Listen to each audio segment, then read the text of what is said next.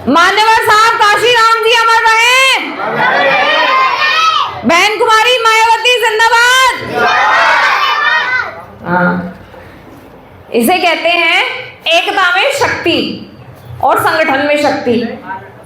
संख्या कम है लेकिन आवाज में दम इतना है कि पूरे गांव में गूंज उठी जय भीम की।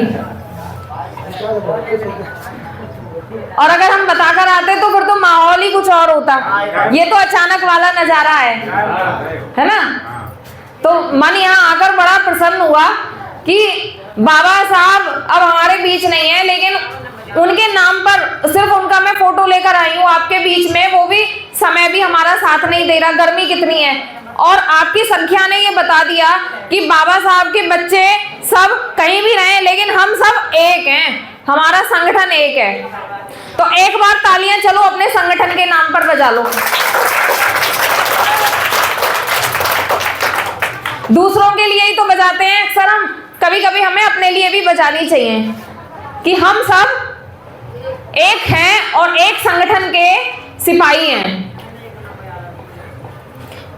देखिए ये हमारा एक परिवार ही तो है कि ना आप मुझे कभी जानते हैं, ना आपने मुझे कभी पहचाना, ना देखा, ना मैंने आपको कभी देखा, पहली बार में अचानक से आ गई। तो ये कोई संबंध ही तो है, रिश्ता ही तो है ये हमारा, जो बाबा साहब ने बना दिया था कितने समय पहले। अच्छा, इंट्रोडक्शन भी मैं आपको बता दूं, मेरा नाम रेखा रानी है और बसपा की एक बहुत छोटी सी कार्यकर्ता हूं, यही मेरी पहचान है। तो देखिए बाबा साहब ने जो हमारा ये कुनबा बना दिया था ना अपने जीते जी अपने जीवन में, तो वो कुनबा आगे तक बना रहे, इस कुनबे की एकता बनी रहे, इस पर आंच ना आए। और उस कुनबे की जो अम्बेडकरवादी सोच थी, मानवतावादी विचारधारा थी, उस पर दीना भाना वाल्मीकि जी ने, मान्यवर काशीराम जी ने विचार करा कि ये जो विचारधारा है बाबा साहब की, ये आगे तक फैलती रहे। जो हमारी आगे वाली यंग जनरेशन है, आने वाली जो नई पौध है, ये छोटे छोटे बच्चे ये भी जाने कि हम किस कुनबे से संबंधित हैं, है ना। तो उन्होंने भी एक संघ बनाया, बहुजन समाज पार्टी। उस संगठन ने इतनी मेहनत करी, इतने जमीनी स्तर पर काम करे, वो बात अलग है कि आज सब हर घर में नेता है बहुजनों के, क्योंकि अब सोशल मीडिया है। आज हम यहाँ बोले तो कोई हमें कितनी दूर भी सुन सकता है, लेकिन उन महापुरुषों को हमें कभी नहीं भूलना है जब ना सोशल मीडिया थी ना संसाधन थे। उन लोगों ने गली गली में अपनी चप्पल घिसी, साइकिल पे चल चल के इस अम्बेडकरवादी विचारधारा को फैलाया। और समाज में जो हमारी बुरी हालत थी ना, बुरी स्थिति कि हमको हीन दृष्टि से देखा जाता था, जानवरों से भी बुरा बर्ताव हमारे साथ करा जाता था, तो उसमें बहुत सुधार करे, अपने जीवन पर्यंत उसमें लगे रहे। तो इस संघर्ष को हमें कभी नहीं भूलना चाहिए, क्योंकि हम दलित थे, दलित ही रहेंगे। हम डॉक्टर बन जाएं, आईएएस बन जाएं, अधिकारी बन जाएं, लेकिन हमारी समाज में जो पद प्रतिष्ठा है उसे देखकर लोग मुंह पे ताले लगाते हैं, सामने हिम्मत नहीं होती किसी की बोलने की, लेकिन पीठ पीछे वो अपने ही तरीके से हमको संबोधित करते हैं।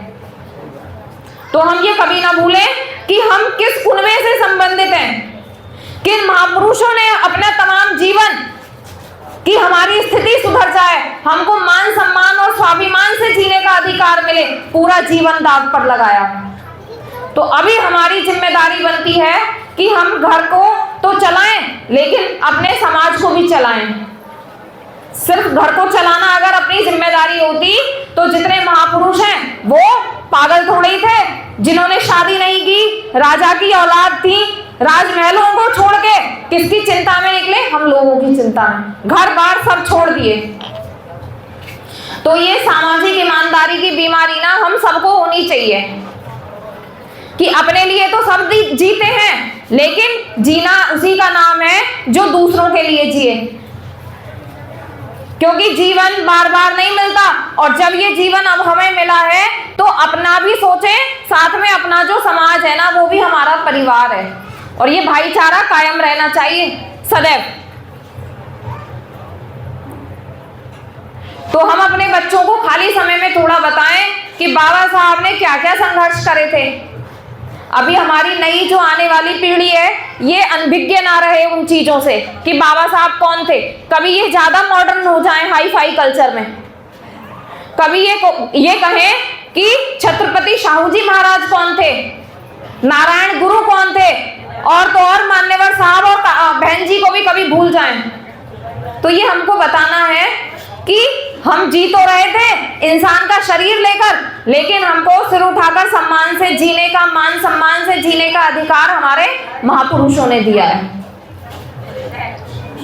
तो घर परिवार में उनकी समय समय पर चर्चा होती रहे, ये बहुत जरूरी है।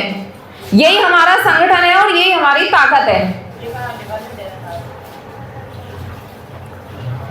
बाबा साहब अक्सर कहते थे कि शिक्षा, संगठन और संघर्ष, इन तीनों चीजों को जिसने अपने जीवन में उतार लिया वो बेकार नहीं रहेगा।